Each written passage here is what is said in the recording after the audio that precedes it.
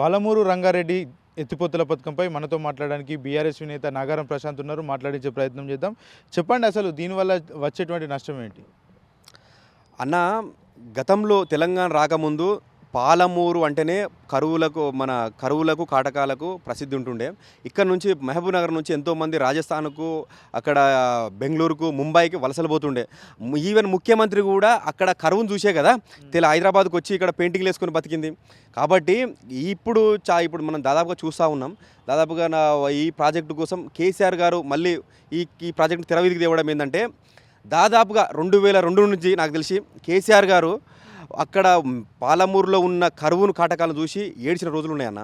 దాదాపుగా పాలమూరు మొత్తం తిరిగి అక్కడ నుంచి గద్వాల నుండి అలంపూర్ వరకు పాదయాత్ర చేసి, అక్కడ నుండి రాయచూరు వరకు కూడా అక్కడ కాలువలు ఎక్కడున్నాయో అవన్నీ తీసుకొని చూసిన ఘనత కేసీఆర్ గారిది. దాని సంకల్పంతోనే, ఎంతో కేసీఆర్ గారి దృఢ సంకల్పంతోనే అక్కడ ఇప్పుడు పాలమూరు రంగారెడ్డి ఎత్తిపోతల ప్రాజెక్టుకు శంకుస్థాపన చేసి మరి దగ్గరుండి 90% పనులు పూర్తి చేసిండన్న. 90% పనులు పూర్తి చేసి ప్రాజెక్టు మొత్తం కంప్లీట్ అయిపోయింది. దాదాపు ఒక 10% ఖాళీ ఉంది. అది కూడా ఓన్లీ కాలువలు, పిల్ల కాలువలు అనేవి అక్కడ నుండి వాటర్ సప్లైస్ కోసం దాది పాలమూరు రంగారెడ్డి ప్రాజెక్టు సక్సెస్ అయితే పాలమూరు రంగారెడ్డి మన ఉమ్మడి మహబూబ్నగర్ జిల్లా మొత్తానికి సస్యశ్యామల దాదాపుగా 12 లక్షల ఎకరాలకు పూర్తి స్థాయిలో పాలమూరు రంగారెడ్డి మొత్తం సస్యశ్యామలం అయిపోతుంది. మరి రేవంత్ రెడ్డి ఎందుకు ఈ ప్రాజెక్టును పూర్తి చేయలేకపోతా ఉన్నాడు? ఎందుకు ఇంత ఆలస్యం జరుగుతూ ఉంది? అన్న, వీనికి సోయలేదు కదా ముఖ్యమంత్రికి. వీనికి ఎప్పటికి కూడా ఏమున్నా ఈ నీళ్ళను మొత్తం మళ్ళీ ఆంధ్రాకి తీసుకుపోవాలి. ఇప్పుడు ఈ నీళ్లు మన 90 టీఎంసీలు మనం ఇక్కడ కాపాడుకొని ప్రతి ఒక్క జిల్లాకు దాదాపుగా 6 జిల్లాలకు, దాదాపుగా వికారాబాద్ కావచ్చు, రంగారెడ్డి కావచ్చు, చేవెళ్ళ కావచ్చు, దాదాపుగా ఉమ్మడి నల్గొండ జిల్లా, వీటన్నిటికీ సస్యశ్యామలం అయిపోతుంది అన్న. దాదాపుగా కూడా దేవరకొండ, మునుగోడు ఈ 2 నియోజకవర్గాలకు ఆ ఫ్లోరైడ్ ఏరియాలో వాటికి కూడా నీళ్ళంతా ఈ కృష్ణా నీళ్ళు, వీటిని మనం సఫిషియెంట్గా మనం వాడుకుంటే ఇక్కడ దాదాపు తెలంగాణలో ఈ ఉమ్మడి పాలమూరు రంగారెడ్డి మొత్తం సస్యశ్యామలం చేయొచ్చు. దానివల్ల కంప్లీట్ అయిపోతే మన ఉమ్మడి జంట నగరాలకు కూడా దాదాపు పారిశ్రామికంగా, నల్గొండ జిల్లా పారిశ్రామికంగా కూడా ఈ నీళ్ళను సఫిషియెంట్గా వాడుకోవచ్చు. కానీ ఇప్పుడు ఉన్న ముఖ్యమంత్రి ఏం చేస్తూ ఉండు, ఈ నీళ్ళను మొత్తం దారదత్తం చేయాలని చూస్తూ ఉండు. 90 టీఎంసీలు మన నీళ్ళు కావాలని డిపిఆర్ పంపించుకున్నాము సెంట్రల్కు. ఆల్రెడీ అక్కడి నుంచి మనకు వచ్చినాయి, కంప్లీట్గా వచ్చినాయి. కానీ మళ్ళీ ఇప్పుడు ఏమైందంటే, ఇక్కడ చంద్రబాబు నాయుడు గెలిచిన తర్వాత ఇక రేవంత్ రెడ్డి, చంద్రబాబు నాయుడు, మోడీ కూడా ఒక కుమ్మక్కైపోయి ఇక్కడ ఈ ఉన్న నీళ్ళ 90 టీఎంసీల నీళ్లను మళ్ళీ 45 కుదిస్తూ డిపిఆర్ ఆంధ్రాకు పంపించడం వల్ల రేవంత్ రెడ్డికి వచ్చినటువంటి లబ్ధి ఏమై ఉంటుంది అంటే, ఎందుకు రేవంత్ రెడ్డి ఇట్లా చేస్తాడు అనుకోవచ్చు? నాకు తెలిసిన వరకు రేవంత్ రెడ్డి మేము ముఖ్యమంత్రి అనుకోవట్లేదు ఇప్పటికి కూడా.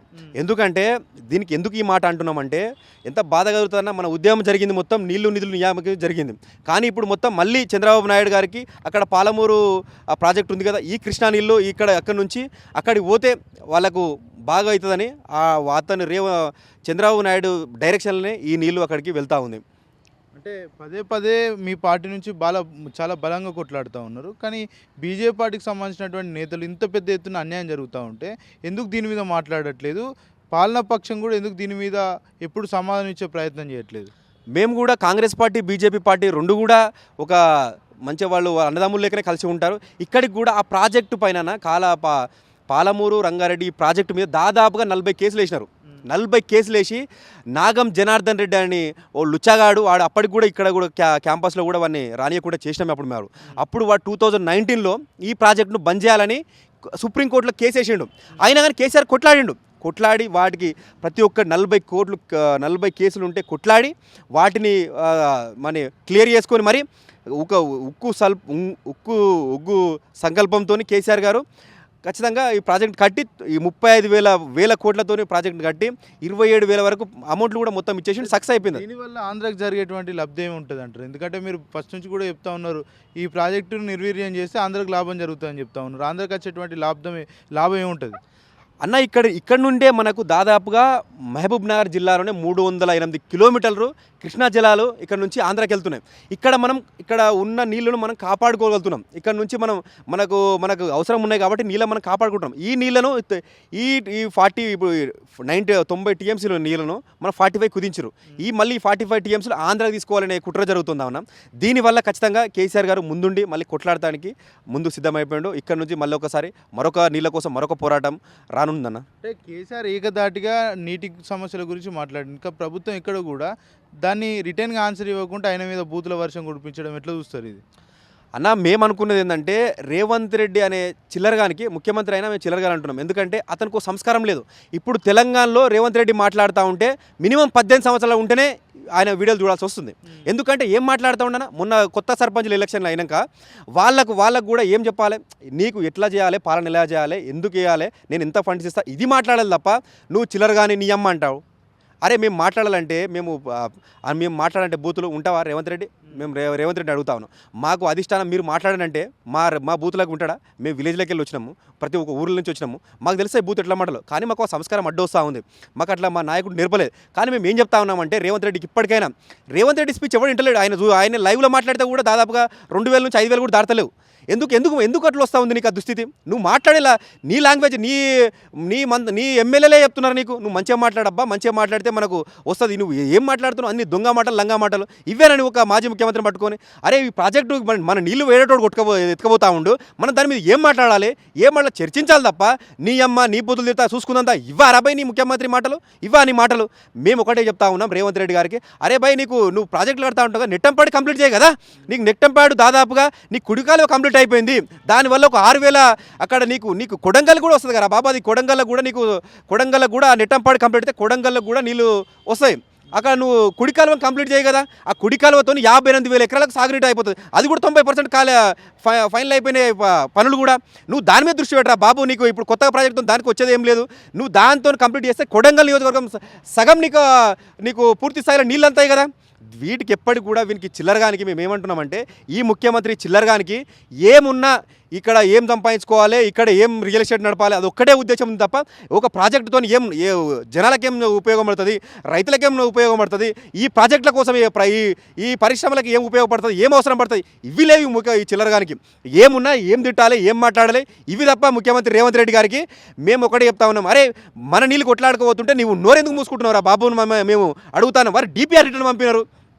మొత్తం ఫైనల్ అయిపోయిన తర్వాత వాళ్ళు డిపిఆర్ అంతే సబ్మిట్ చేసిన తర్వాత వాళ్ళు ఇప్పుడు డిపిఆర్ పంపితే మనం ఏం ఆలోచించుకోవాలన్నా, ఈ చేతగాని ముఖ్యమంత్రి వల్లనే డిపిఆర్ రిటర్న్ వచ్చింది. ఈ చేతగాని ముఖ్యమంత్రి వల్లనే డిపిఆర్ రిటర్న్ వచ్చింది. దీని మీద మీరు ఒక స్టాండ్ తీసుకోండి. మేము కూడా బీఆర్ఎస్ పార్టీ నుంచి కూడా కేసీఆర్ కూడా వస్తాడు, అందరం కలిసి కొట్లాడదాం. అంతే తప్ప నువ్వు ఉన్న పాలమూరు జిల్లాను మళ్ళీ వాళ్ళ రైతుల నోట్లో మట్టి కొడదాం అనుకుంటున్నావు రేవంత్ రెడ్డి. మేము ఇప్పటికి కూడా చెప్తా ఉన్నాం. ఏం చెప్తా ఉన్నామంటే అందరం కలిసి కట్టుగా కొట్లాడి 90 టీఎంసీ నీళ్ళం కూడా మళ్ళీ మనం తెచ్చుకోవాల్సిన అవసరం మన మీద ఎంతైనా ఉంది. కేవలం 10% పనులే మిగిలి ఉన్నాయని మీరు చెప్తా ఉన్నారు. మరి కేసీఆర్ పేరు వస్తుందని ఎందుకన్నా ఆపుతున్నాడు అనుకోవచ్చు ఈ ప్రాజెక్ట్ని? ఇది ఒకటి మనకి ఏం ఆలోచించాలంటే, కేసీఆర్కి ఒకటి పేరు వస్తుంది. ఇంకోటి ఏంటంటే అక్కడ నుంచి నీకు ఇంకో ముఖ్యమంత్రి ఉండు కదా, తెలంగాణకి ఇంకో ముఖ్యమంత్రి ఉండు, అతనే చంద్రబాబు నాయుడు. వాడు ఏం చెప్తుండంటే ఈ ప్రాజెక్టు పూర్తిగా అనేకని వీనికి గట్టి కూర్చుండు. అరే బాబు ఈ ప్రాజెక్టు మాత్రం నువ్వు పూర్తిగా అనేకని చెప్తే వీడు వాని సంగనాకుంటా వీడు కూడా ఈ నీళ్లను 90 టీఎంసీల నీళ్ళను కూడా 45 టీఎంసీలు మళ్ళీ పంపిద్దామని ఆలోచన చేస్తూ ఉండు. ఆంధ్రకి ఏం లాభం ఉంటుంది నీటితోటి? ఈ నీళ్ళతోనే వాళ్ళకు వాళ్ళ కృష్ణానది అక్కడ ఉంది కదా, ఇక్కడ ఈ నీళ్ళతోనే వాళ్ళకు ఇప్పుడు పోలవరం ప్రాజెక్ట్ కంప్లీట్ అయిపోతూ ఉంది. ఈ నీళ్ళని తీసుకొని ప్లాన్ చేస్తుంటే రేవంత్ రెడ్డి ఈ నీళ్ళతో ప్రాణం చేసి చంద్రబాబు నాయుడు ఇస్తే రాష్ట్ర ప్రజలు మళ్ళీ ఓట్లు వేసే అవకాశాలు ఉంటాయి. ఎందుకంటే రేవంత్ రెడ్డి పదే చెప్తూ ఉన్నాడు, రాబోయే 10 ఏళ్ల కాలం పాటు కూడా నేను ముఖ్యమంత్రి అని అంటూ ఉన్నాడు. అన్నవాడు 10 ఏళ్ళు కాదు కదా, ఇంకొక నాకు తెలిసి 3 ఏళ్ళు ఉండు కూడా చాలా కష్టమే. ఎందుకంటే ఏడ ఉందన్న వీడు ఓన్లీ రియల్ ఎస్టేట్ దందా తప్ప వీడు ప్రజల మీద ఎవరికి హామీలు ఇచ్చిండన్న, ఎవరికి హామీ ఇచ్చిండు? మా విద్యార్థులకు వాడు ఇచ్చిన హామీలు నెరవేర్చిండా? రైతులకు ఇచ్చిండా? మహిళలకు ఇచ్చిండా? ఎవరికి ఇచ్చిండు? ఎవరు వేస్తారు ఓట్లు? వానికి మొన్న మన సర్పంచ్ ఎలక్షన్లో కూడా చూసినాం. ఎవరు ఒక మాజీ ఎమ్మెల్యేలు బీఆర్ఎస్ పార్టీ నుంచి ఎమ్మెల్యేలు కానీ మంత్రులు కానీ కేసీఆర్ కూడా ఈవెన్ ఒక్క మాట కూడా మాట్లాడలేదు. అయినా కానీ జనాలు అరే కేసీఆర్కు మేము అండగా ఉంటామని దాదాపు 4000-5000 పైచులుకలా సర్పంచులు గెలిపించుకున్నారు. అంటే నీకు ఎంత వరకు వ్యతిరేకత ఉంది? అరే ఒక అధికార పార్టీని ఉండి, అరే నువ్వు వాళ్ళ ఎమ్మెల్యేల అధికారంలో ఉండి వాళ్ళు చెప్పుకొని వాళ్ళు ఎంతో చెప్పుకున్నారు. ఒక్కొక్కరి దగ్గర బెదిరించినారు, కిడ్నాప్లు చేసినారు. ఒక్కొక్క నల్గొండ జిల్లాలో అయితే మూత్రం దాగిపించినారు. వాడిని పట్టుకుపోయి ఎన్నో రోజులు ఇబ్బందులు పెట్టినారు. అయినా కానీ జనాలు బీఆర్ఎస్ పార్టీనే చూస్తారు కదా. ఒక ఎమ్మెల్యేలు రాలే, ఒక మంత్రులు రాలే, స్వచ్ఛందంగా వాళ్ళ క్యాండిడేట్లు కొన్ని ఎమ్మెల్యేలు మారిపోయి వాళ్ళు కాంగ్రెస్ జాయిన్ అయినా కానీ ఒక్క మండలాధ్యక్షుడు గ్రామ శాఖ అధ్యక్షులు కలిసే వాళ్ళు సర్పంచ్లు గెలుచుకున్న చరిత్ర ఉంది. 70% మేమే గెలిచామని చెప్తా ఉన్నారు వాళ్ళు. ఏడ గెలిచి 70% కాదన్న వాడు 50% కూడా గెలవలేదు, 20% గెలవలేదు. వాడు ఏమున్నా వానికి భయం పుట్టుకుంది. ఏదో మళ్ళీ బయట ఇప్పుడు నెక్స్ట్ ఎంపీటీసీ ఎలక్షన్స్ వస్తున్నాయి కదా, వాడు పెట్టుమని దమ్ముంటే చూసా కదా. అదే వాడు నీకు అంతా చిత్తశుద్ధి, నువ్వు గెలిచావనే చిత్తశుద్ధి నీకుంటే నువ్వు రా ముందుకు ఎలక్షన్లోకి దూకు చూద్దాం. ఎంపీటీసీ జెడ్పీటీసీ ఎలక్షన్స్ ఉన్నాయి కదా, వానికి భయం పుట్టుకుందన్న. ఇప్పుడు మొన్ననే చెప్పిండు ఇవాళ రేపట్ల ఈ ఎంపీటీసీ ఎలక్షన్స్ ఉండవు, ఇంకొన్ని కొంత టైం తీసుకుంటామని చెప్తుండు. సో మనం ఏమర్థమైందంటే ప్రజలకు, తెలంగాణలో ఉన్న ప్రజలకు పూర్తి స్థాయిలో ఈ కాంగ్రెస్ గవర్నమెంట్ మీద నమ్మకం పోయింది.